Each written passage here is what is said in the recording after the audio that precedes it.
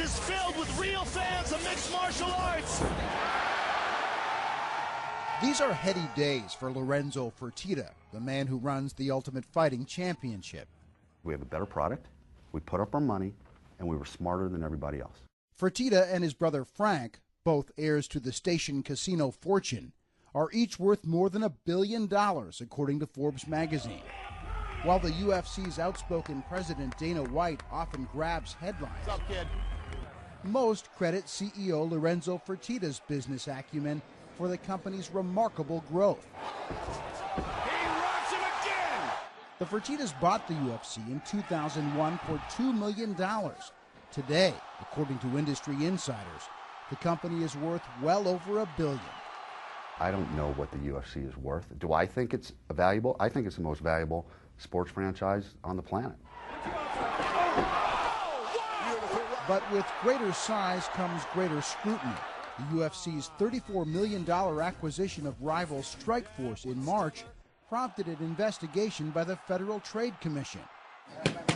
Many within the sport are now convinced the company is well on its way to becoming a monopoly, able to exert even greater control over fighter wages. At the lowest levels, the UFC pays its fighters just a few $1,000s per fight. We are giving these guys tremendous opportunity to be able to make more money, have bigger exposure, get bigger sponsors. It is actually a great thing. And when you throw out the term monopoly, it's the most ridiculous thing that anybody could ever say. There's nowhere for fighters to go in order to make that kind of money. Nowhere. There's nowhere for them to go to make a living. UFC's it. UFC Hall of Famer Ken Shamrock fought in the first ever UFC event in 1993 and is perhaps best known for his clashes with fellow star Tito Ortiz.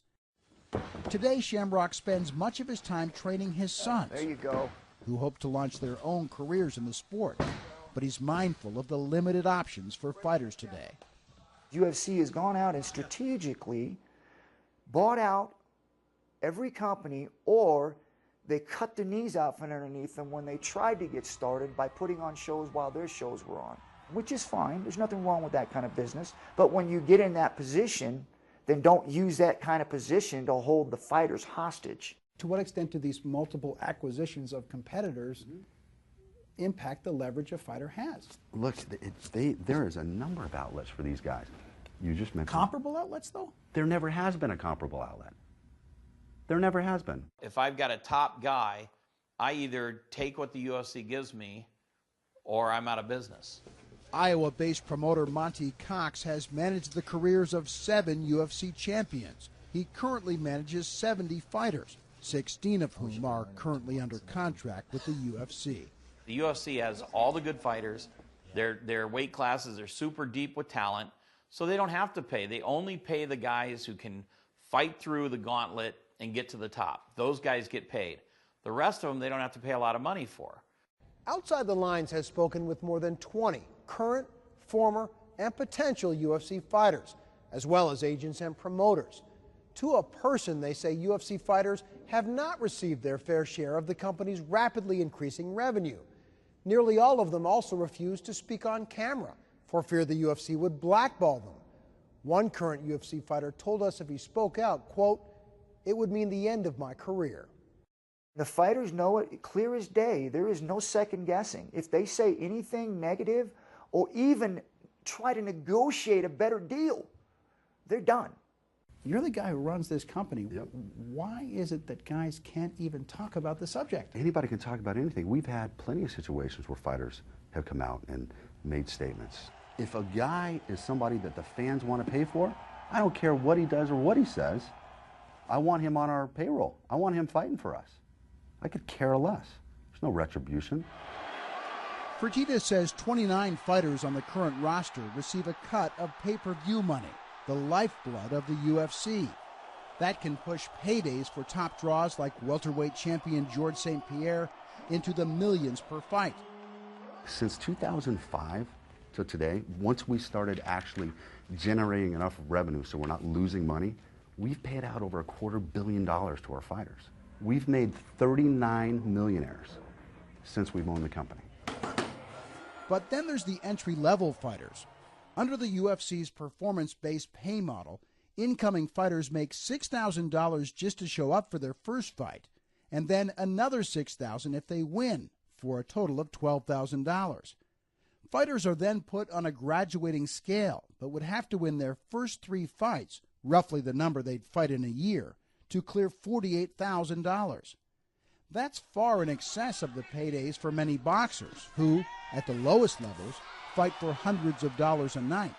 But it pales in comparison to the average league minimums of the 4 major sports, which range from a low of $320,000 for incoming NFL players to $500,000 for incoming NHL players. The athletes in the 4 major sports make roughly 50% of the revenues from their respective leagues. In the NFL, for example, the 2011 season was in jeopardy over a labor dispute, and the players, before the lockout, already made more than half of the revenue pie. So how does that compare to the UFC? Multiple sources told Outside the Lines the UFC pays fighters roughly 10% of the revenue.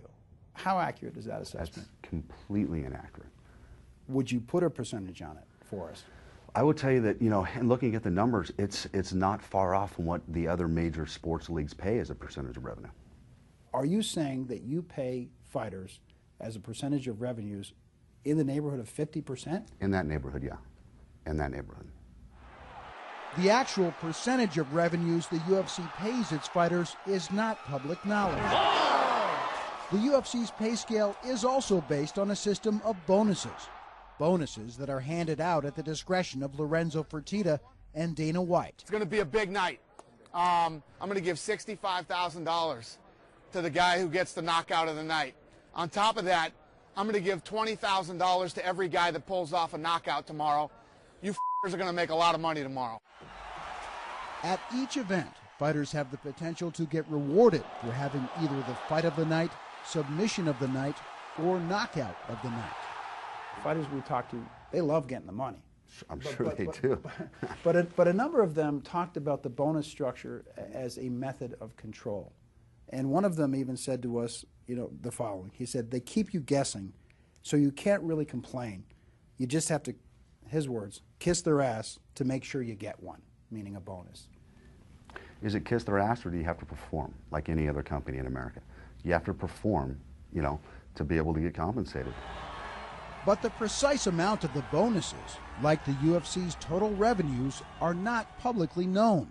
The UFC isn't required to report bonuses to state athletic commissions, and as a private company, doesn't have to tell anyone, not even its own fighters, how much money it makes.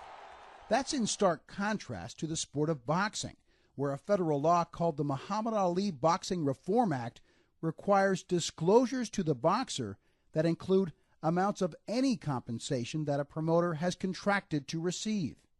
If we knew exactly what the UFC was making, it would give us ammunition to go in and fight for more. For years, there have been rumblings about the formation of a fighters' union within the UFC, something that would arguably give the men who step into the octagon much-needed bargaining power. Fertitta insists he's neutral on the issue, and he appears equally unfazed, at least outwardly, about the ongoing Federal Trade Commission investigation of the UFC's recent Strikeforce deal. I'm proud of what we've done. I think what we've done is exactly what America is all about. We go out, we risk our money, we use our entrepreneurial spirit, we work 14 hours a day, we create an industry that these guys wouldn't be making any money if it wasn't for us. And 39 millionaires, I'm pretty proud of that. And we're going to make a lot more because we're just getting started.